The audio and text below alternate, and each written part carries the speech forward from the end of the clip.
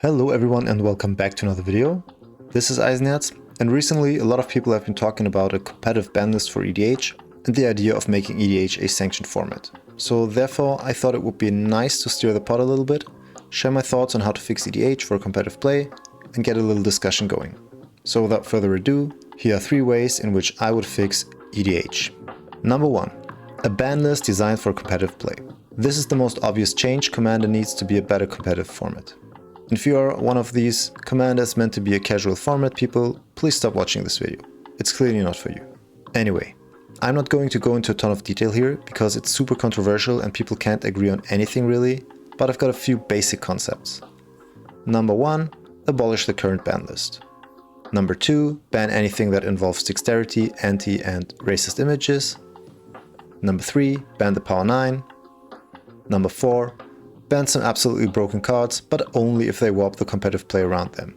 Now, this is tough, especially when it comes to cards that are currently banned, but I think we can have a look at no ban list EDH to see what must be banned right away. I'm thinking stuff like Time Vault, Caracas, Griselbrand, Yawgmoth Will, and of course Flash. If we look at tournaments today, the most ban-worthy cards in my opinion are Dockside Extortionist, Thassa's Oracle and Mystic Remora, and that's about it. That's where I would start for sanctioned tournament EDH.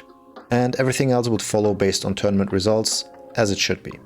And if you're a casual player and still watching, thinking these cEDH dudes are screwing with our beautiful format, I highly suggest rethinking the concept of Rule 0 and pre-game table talks. If people can ask their playgroup to not play mass land destruction because it's unfun, people can just as well ask their playgroup to allow certain banned cards because they're fun. Problem solved. Number 2. Nerfing Unconditional Partners. Ah yes, Unconditional Partners, the bane of my existence. Most importantly, the big 3, Thrasios, Kraum and Tymna.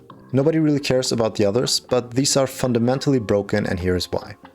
You get access to one more card from turn 1 on, and that card is also pretty good and gives you an additional color identity, which also allows you to play even better cards in your 98. There is literally no downside to playing a partner, even if it's just for the color identity and not the card itself. It's 100% straight up only upsides, so by not playing a partner pairing, you are immediately lowering your deck's potential with some very few exceptions. Wizards is actually totally aware of how broken the original 2-color partner commanders are, which is why the new partner commanders are either monocolored or have a fixed partner or a set of potential partners. So how do we fix this without straight up banning unconditional 2-color partners? Well, there are a few ideas, but I like these 2. Idea number 1. Change the command text rule so that both commanders have a shared command text. Idea number 2. Limit partners to 3 colors, so a combination like Tymna Kraum wouldn't be possible anymore, but for example Tymna Malcolm or Thrasios Kraum would be. I know this raises a whole new issue of making 5-color commanders even better, most notably Kenrith and Najila, but that's another issue that could potentially need its own measures. So yeah, in my opinion, partner pairings just need to be nerfed in some way, shape or form. And number 3. Fixing the player 1 advantage. This is a huge issue. In 1v1 Magic, the player going first is not allowed to draw a card on their first turn, which at least somewhat makes up for their initial advantage. In EDH, however, there is no such thing. Going first has no downsides whatsoever, and in fact your chance of winning the game is noticeably affected by your position in turn order. People have conducted surveys on this, and the win rate for player 1 is somewhere around 30%, while for player 2, 3 and 4 it's only around 20% give or take. This is kind of messed up, and while we probably can't make it completely even, I think we should at least try to get it more close to each other. I feel like this is a fix that can easily be worked on by just tracking games with different adaptations, but what could those changes look like? There are a ton of different ideas floating around, but I don't think a single one has actually been put to the test.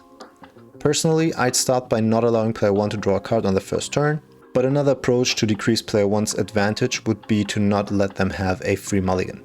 Now you could argue that this might just shift the advantage to player 2, or it doesn't affect player 3 or 4 enough. And to be honest, I don't know if that's true, but I think we should at least try some changes so that we get closer to an even distribution.